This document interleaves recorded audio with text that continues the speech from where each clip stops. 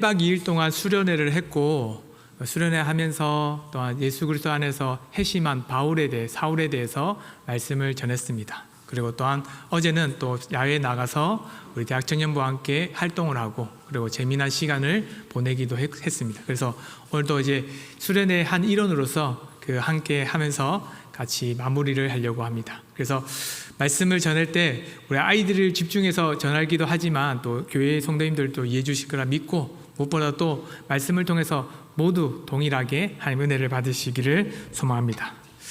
사울은 하나님의 은혜 가운데 회심을 했습니다. 회심한 자는 어떤 삶을 살아가는지, 그 한 사람을 통해서 교회가 어떻게 바뀌는지를 우리는 보게 됩니다. 한 사람이 바뀌면 교회가 바뀔 수 있다라는 것은 너무나도 큰 의문도 들기도 합니다. 어떻게 한 사람이 바뀌면 교회가 바뀔 수 있을까?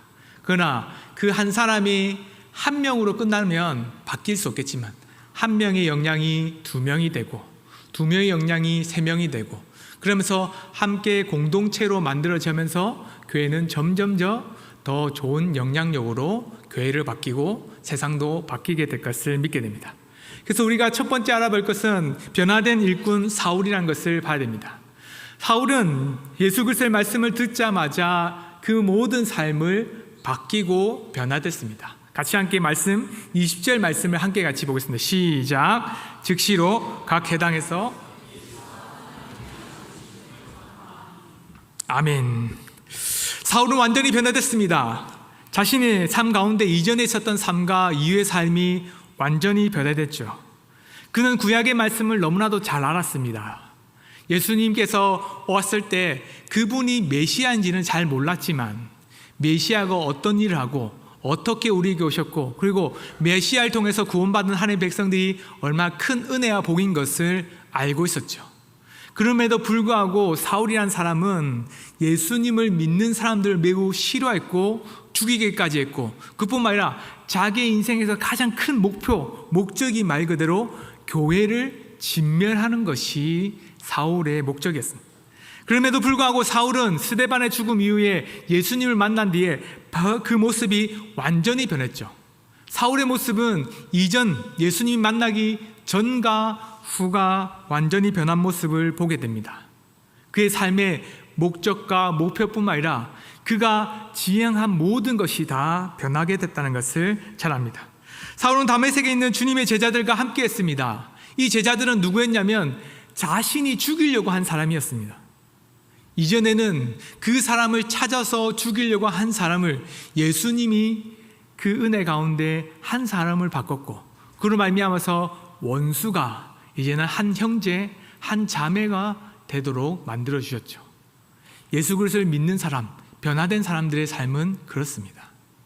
이제는 원수처럼 보였던 사람들이 이제 내 생각과 내 마음과 내 생각이 다르다고 해서 보지 못하고 함께하지 못할 것 같은 그 사람이 예수님을 만난 뒤에는 함께 예수님 믿는다는 것 하나만으로도 하나가 되는 은혜가 됩니다. 사울이 마음이 변했고 사람의 행동이 변한 것뿐만 아니라 그가 보는 눈도 바뀌고 그의 마음도 바뀌고 그의 중심도 바뀌게 되는 거죠. 대학 청년부 학생들 여러분, 우리가 사람들을 볼 때에 이해되지 않는 분들이 있습니다. 젊은 사람들은 어른이 이해되지 않고 어른들은 젊은 사람들이 이해되지 않습니다.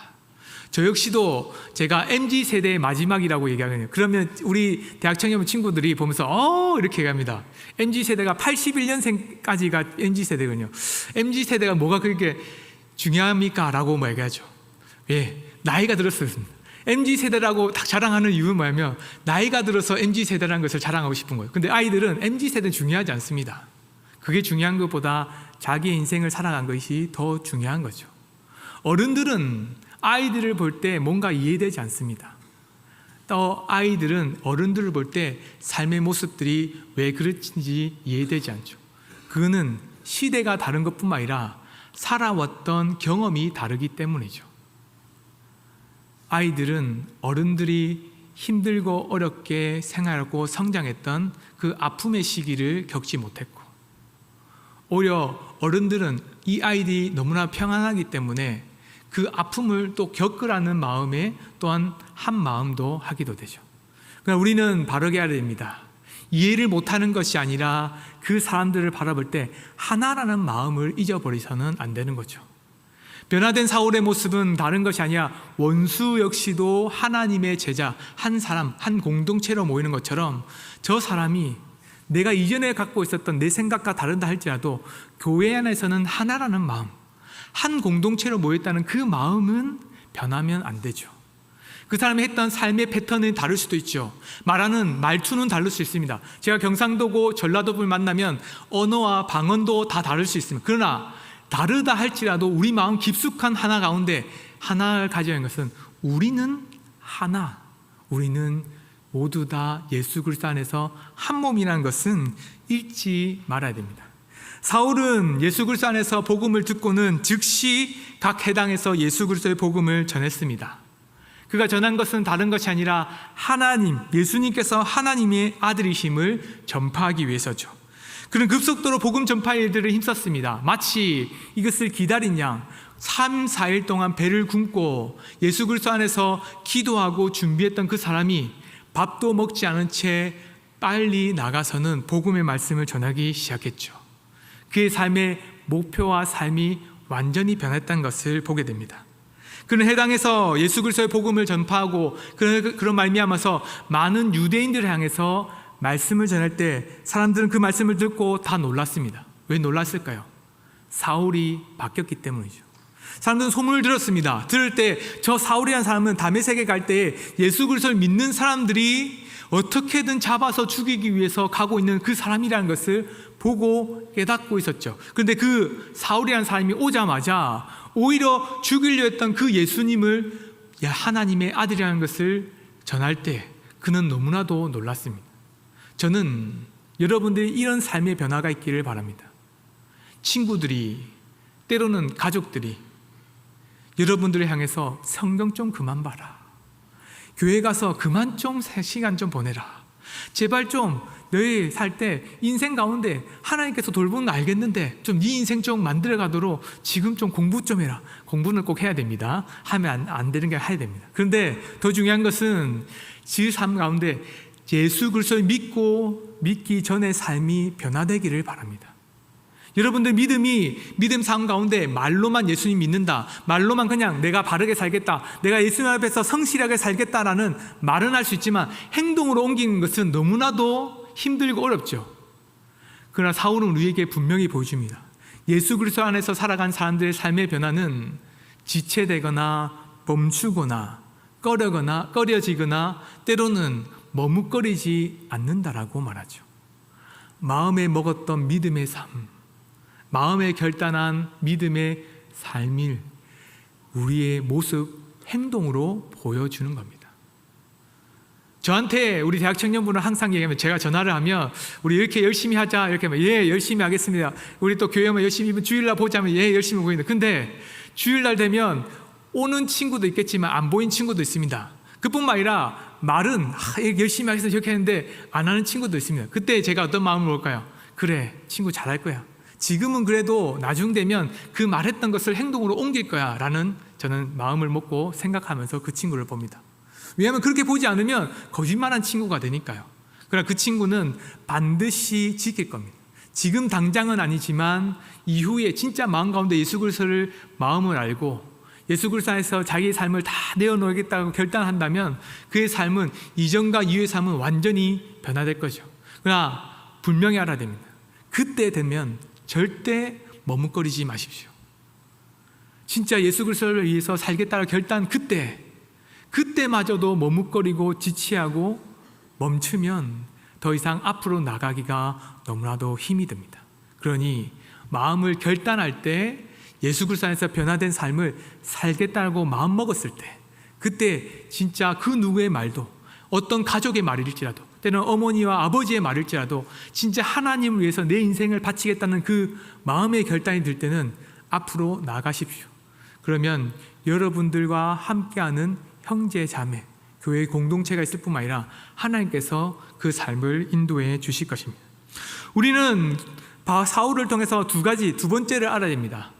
변화된 사울이 있다면 그뿐만 아니라 성실한 일꾼 사울이 있다는 것을 깨달아야 합니다. 23절의 말씀을 같이 함께 보겠습니다. 시작. 여러 날이 지나매 유대인들이 사울 죽이를 공모하더니. 저는 이 말씀을 젊을 때, 어릴 때 보자마자 그래, 사울이 열심히 하루 이틀 3일 일주일 열심히 복음을 전했다라고 생각했습니다. 사울이 회심한 뒤에 그 마음의 열정이 강했기 때문에 그렇게 가능할 것이라고 생각했습니다.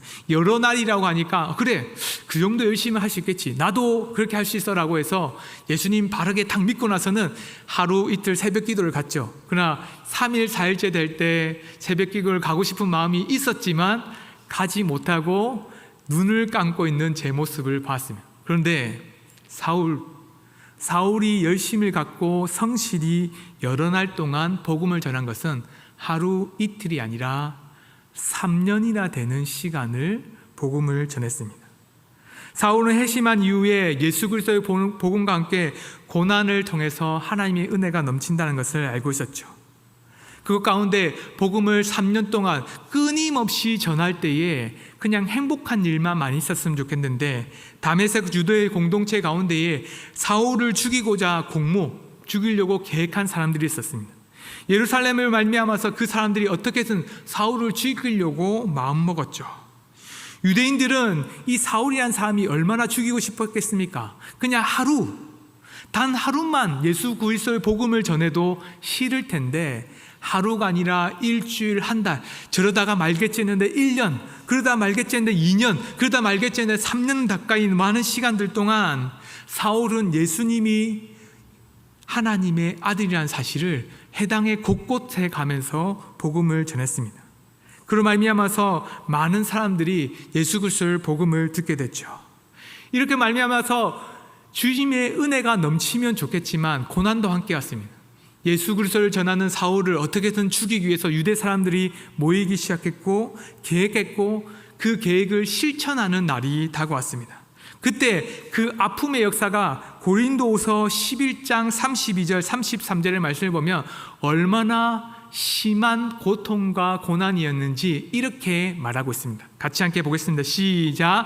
다메섹에서 왕 고간이 나를 잡으려고 다메섹 성을 지켰으나 나는 강주리를 타고 들창문으로 성벽을 내려가 그 손에서 벗어났노라.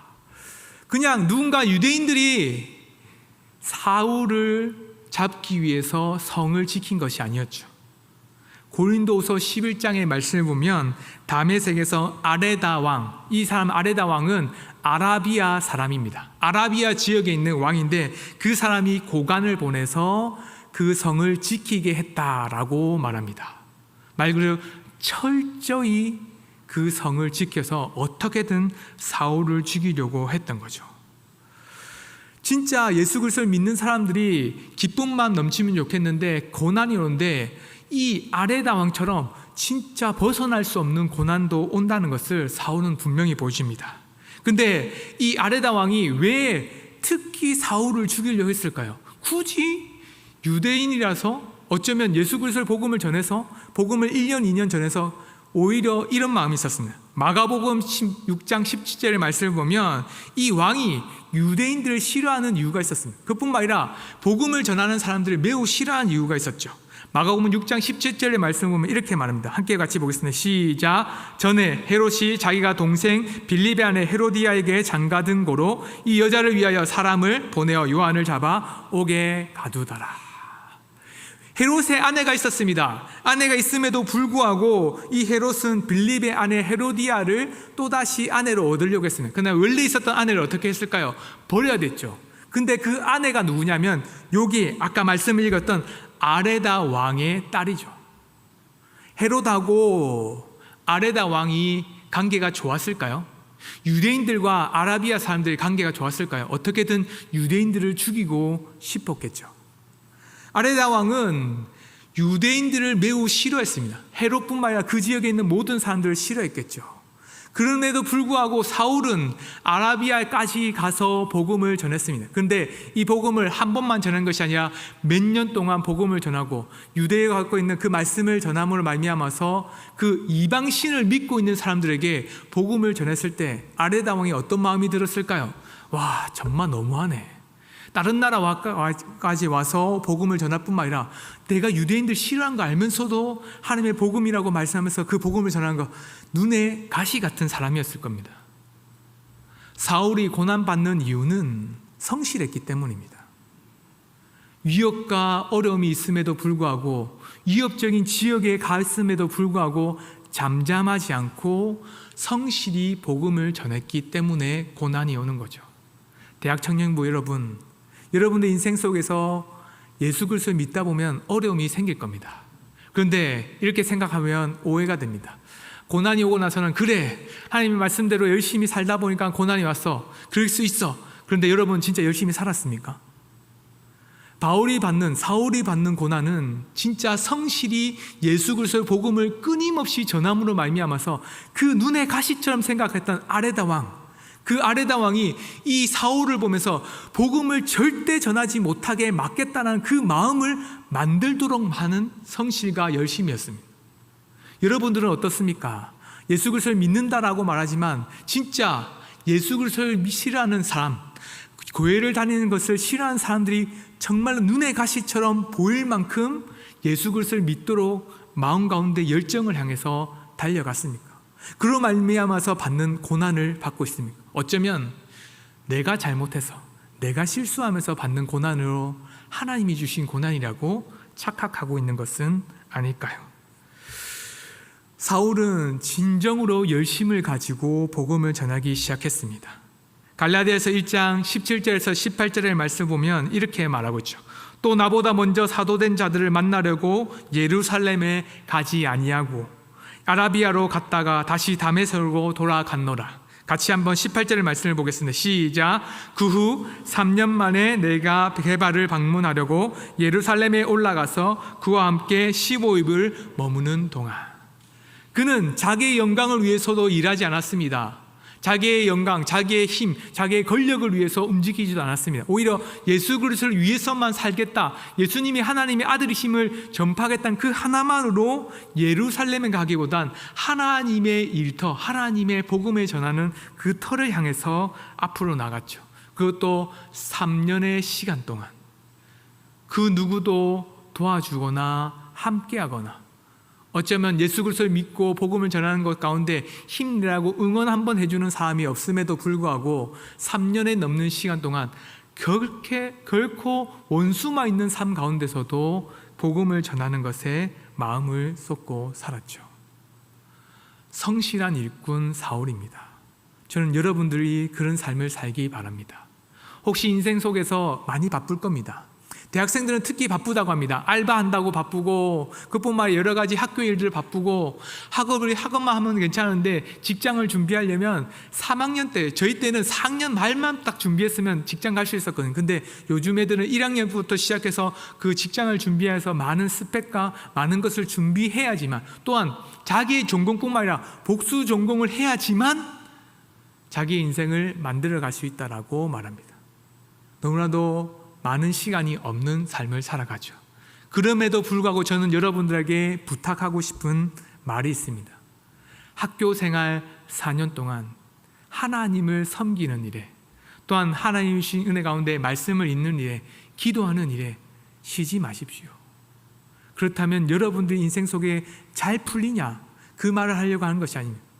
여러분들의 삶이 성실하게 하나님의 일을 감당할 때 그 결과는 하나님이 주실 것이고, 또는 그 가운데 때로는 여러 가지 고난과 어려움들도 올 겁니다. 그때 이 길을 어떻게 피할까라고 하면 오늘 말씀에서는 이렇게 말합니다.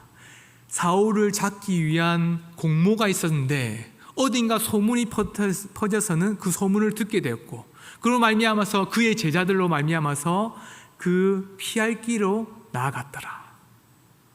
사람들이 알지 못하는 방법으로 소문이 들렸습니다.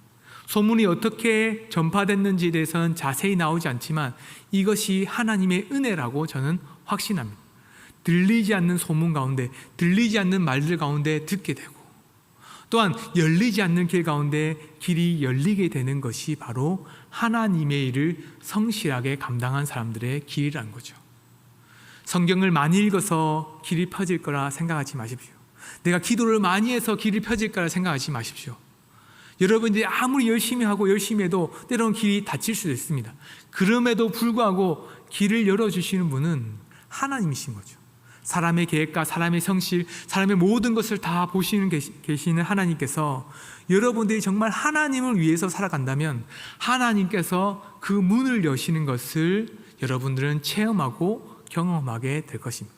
그러니 학교 생활뿐만 아니라 직장 생활 속에서도 여러분들은 성실하게 예수 그리스도를 믿는 삶을 살아가기를 바랍니다. 문을 여시는 분이 하나님이시라는 것을 믿고 살기를 바랍니다. 세 번째로 사울은 변화됐습니다. 그 변화된 삶 가운데 공동체 속의 일꾼으로 사울은 살아갔습니다. 같이 28절의 말씀을 함께 같이 보겠습니다. 시작. 사울이 제자들과 함께 있어 예루살렘에 출입. 아멘. 처음에 사울을 보호해주고는 사울과 함께 있었던 많은 사람들이 있었습니다. 그 사람들이 예수 그리스도의 은혜 가운데 그를 위해서 기도했을 것이고 그 복음을 전하는 것 가운데 함께 응원했을 것입니다. 그 사람들이 바로 한 사람이 바로 아나니아였습니다. 아나니아는 사울을 향해서 다가가서는 예수님의 명령을 따라서 그에게 세례를 베풀고 성령으로 말미암아서 성령 충만하도록 기도했습니다.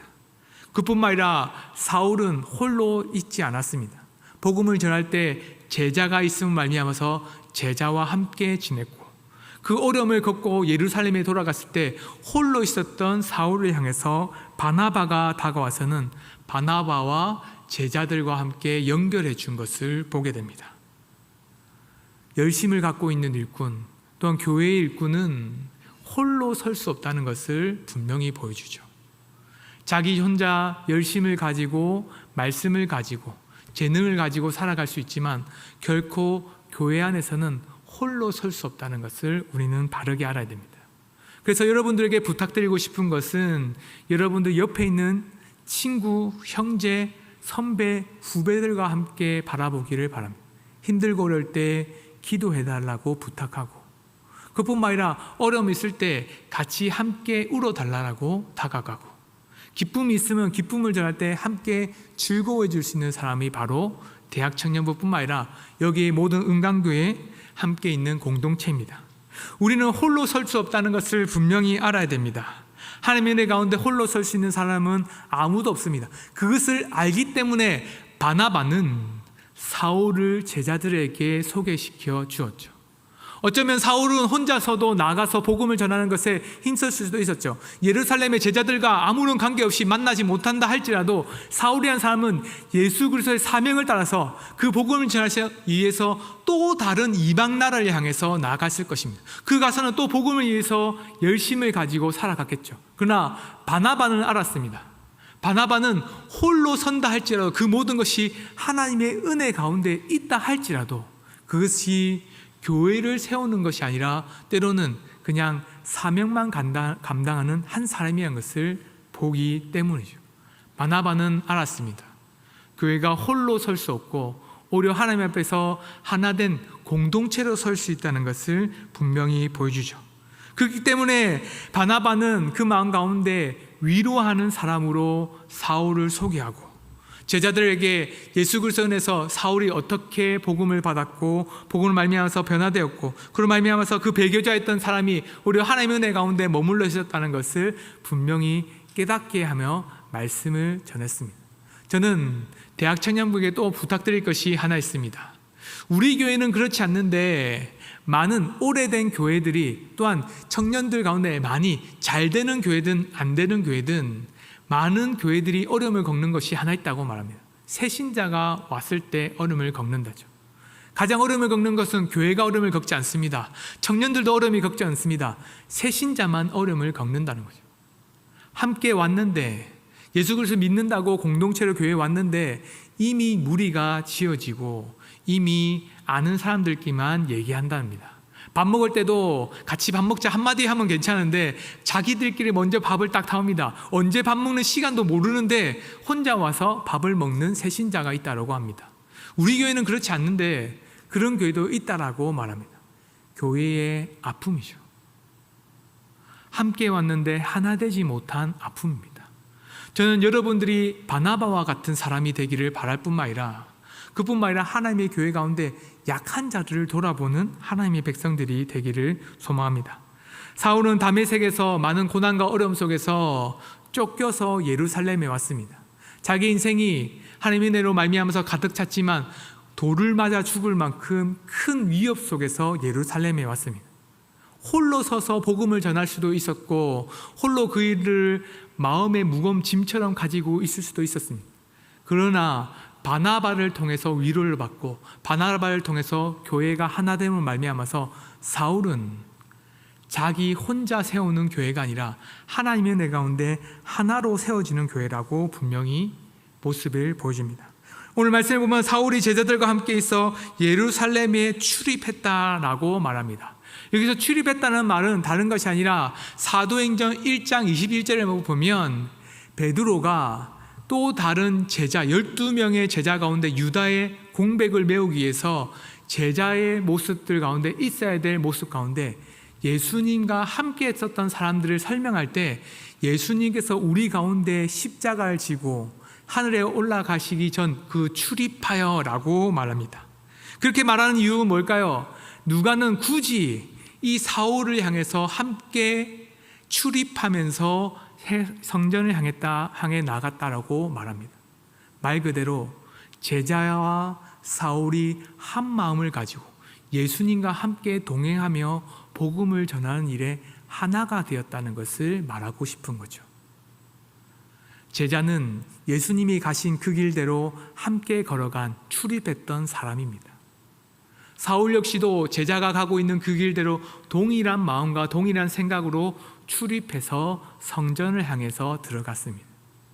이전에는 원수와 같은 사람이 같은 예수님 믿는 사람으로, 때로는 연약한 가운데 고난과 어려움과 상처를 받았던 사울에게 바나바가 위로해 주면서 하나가 되게 해 주었습니다.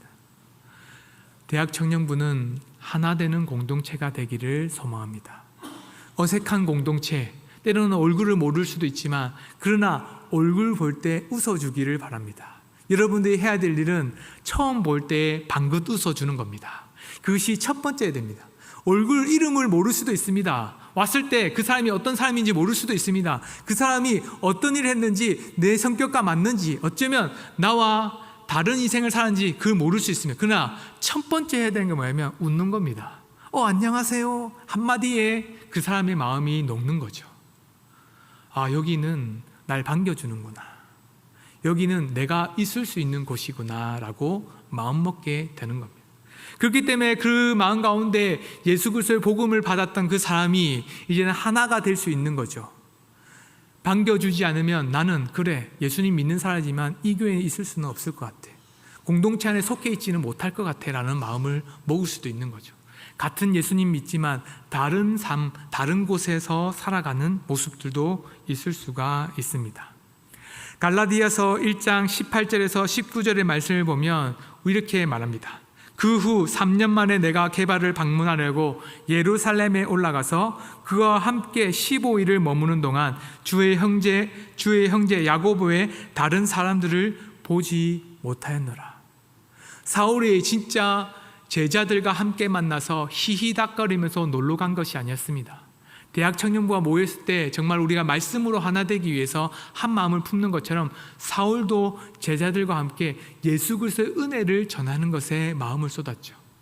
여러분들이 웃어주십시오. 모르는 사람들이 오면 웃어주고 함께 오면 반겨주십시오. 그때 마음 가운데 그냥 웃는 것으로 끝나면 교회는 그냥 공동체 함께 모이는 즐거운 시간을 보내는 한 모임밖에 되지 않습니다. 여러분들 함께 기도해 주십시오. 함께 얼굴을 보면서 어려운 친구가 없는지, 또는 그 친구가 갖고 있는 내 삶의 문제들을 함께 나누면서 같이 마음을 공유하십시오.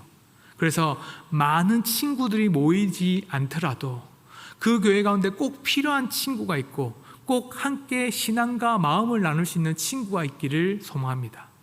교회 안에 그냥 와서 예배만 드리고 갈 수도 있지만 함께 마음의 고민과 우리가 갖고 있는 신앙의 증진과 성장을 위해서 고민하고 있는 것을 나눌 수 있는 선배, 후배가 꼭 있기를 바랍니다. 선배는 후배들을 향해서 마음을 열어주시고 그뿐만 아니라 후배는 선배들에게 말씀을 또한 예수 그리스도를 닮아가는 그 모습을 함께 하기를 바라면서 살기를 소망합니다. 우리에게 주어진 일들이 많이 있습니다. 대학 청년부는 여러분들이 해야 될 일 가운데 자신의 인생에 자기의 목표를 이루기 위해서 앞으로 달려갈 겁니다. 그때 예수님이 없는 삶을 살아가면 여러분들 이후의 삶도 직장, 아무리 좋은 직장을 구한다 할지라도 이후에도 예수님 없이 살아가기도 합니다. 지금부터 즉시 예수 그리스도를 믿는 사람들의 모습을 보여주십시오. 그걸 말미암아서 그것을 하루 이틀이 아니라 사울이 3년 동안 한 것처럼 여러분 인생 모든 인생들 속에서 매 순간순간들마다 예수 그리스도를 믿는 믿음의 증거들을 보여주십시오. 작아도 괜찮습니다. 기도하는 것부터 시작해서 말씀 있는 것까지 성실히 그 일들을 감당해 주시기를 바랍니다. 그때 공동체가 성장한 것을 보게 될 것이고 대학 청년부가 정말 하나님의 은혜 가운데 정말 하나된 모습으로 성장하고 자라게 될 것을 저는 확신하고 소망하며 나아갑니다. 대학 청년부 여러분, 우리 교회는 소망이 있습니다. 여러분들이 곧 소망이고 여러분을 통해서 교회가 중심으로 만들어질 것을 저는 확신합니다. 그러니 여러분들 흔들리지 않기를 바랍니다. 대학 청년부가 말씀으로 성장할 때 우리 교회가 성장할 것을 믿고 살아가는 우리 은강교회 대학 청년부 모든 우리 은강교회 성도님 되시기를 소망합니다. 함께 기도하겠습니다. 하나님 아버지 감사합니다. 정말로 우리가 사울을 통해서 예수 그리스도를 믿는 사람들의 삶의 모습들이 어떤지를 바라보게 됩니다. 지금은 당장 교회 오기 힘들 때가 있고 당장 무엇인가 예수 그리스도를 믿는 사람들의